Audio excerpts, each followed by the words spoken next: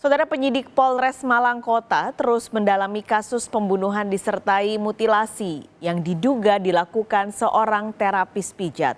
Polisi menelusuri keterlibatan istri tersangka yang tinggal tidak jauh dari lokasi kejadian. Selain memeriksa istri pelaku, polisi juga masih mencari bukti lain seperti baju yang dipakai korban hingga peralatan yang digunakan pelaku untuk memutilasi korban. Warga sekitar juga akan diperiksa mengingat lokasi kejadian yang berada di permukiman padat penduduk. Saat ini pelaku sudah ditahan di rutan Polresta Malang Kota. Sebelumnya dari hasil pemeriksaan pelaku diketahui korban dan pelaku saling kenal lewat aplikasi kencan. Kepada korban pelaku menawarkan jasa ilmu pelet. Namun korban protes karena merasa guna-guna tidak berhasil dan terjadilah cekcok yang berujung pelaku membunuh korban. Perkembangan informasi soal kasus mutilasi oleh terapis pijat di Malang, Jawa Timur akan disampaikan jurnalis Kompas TV, Nadifa Rahma. Nadifa, kabarnya polisi hari ini akan menggelar rilis untuk awak media soal perkembangan kasus ini. Pukul berapa, lalu kira-kira apa saja yang akan disampaikan oleh polisi?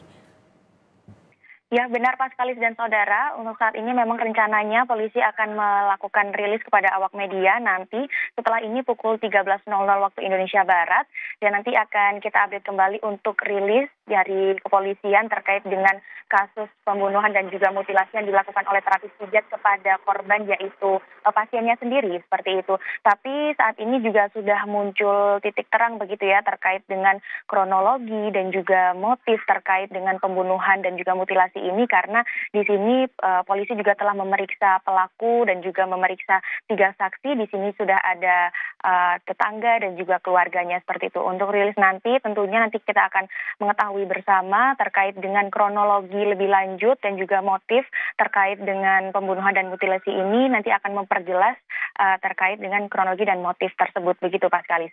Nah, Nadifa, lalu sebenarnya sejauh ini bagaimana hasil penyelidikan polisi, terutama ini pemeriksaan terhadap istri pelaku yang tinggalnya tidak jauh dari lokasi kejadian? Baik Pak Skalis dan Saudara, untuk saat ini polisi telah memeriksa pelaku dan untuk hasil pemeriksaan ini sudah ada hasil pemeriksaan dari pelaku terkait dengan kronologi. Tentu untuk kronologinya ini memang dari pelaku dan juga korban ini bertemunya memang dari aplikasi, di sebuah aplikasi seperti itu. Lalu si pelaku ini menawarkan jasa guna-guna atau ilmu hitam seperti itu. Tapi karena korban ini juga setuju untuk menggunakan jasa tersebut, tapi merasa komplain dan juga merasa tidak berfungsi begitu ya untuk ilmu hitamnya, akhirnya ia protes dan juga komplain dan akhirnya terjadilah adu mulut dan juga pembunuhan dan juga mutilasi yang dilakukan oleh pelaku kepada korban ini. Namun untuk pemeriksaan kepada istrinya ini nanti akan kita sampaikan lebih lanjut pada rilis nanti, karena pada rilis nanti juga akan ada terkait memperjelas terkait dengan kronologi dan juga motif. Tetapi untuk saat ini untuk istrinya sendiri setelah pada Kamis malam minggu lalu sang suami atau pelaku ini ditangkap di rumah kosnya, sang istri ini sempat kembali lagi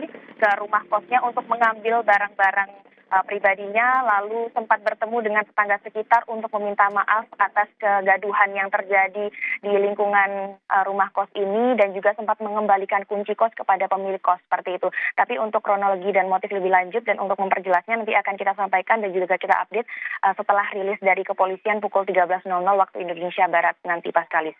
Baik, Nadifa Rahma terima kasih melaporkan langsung dari Malang, Jawa Timur.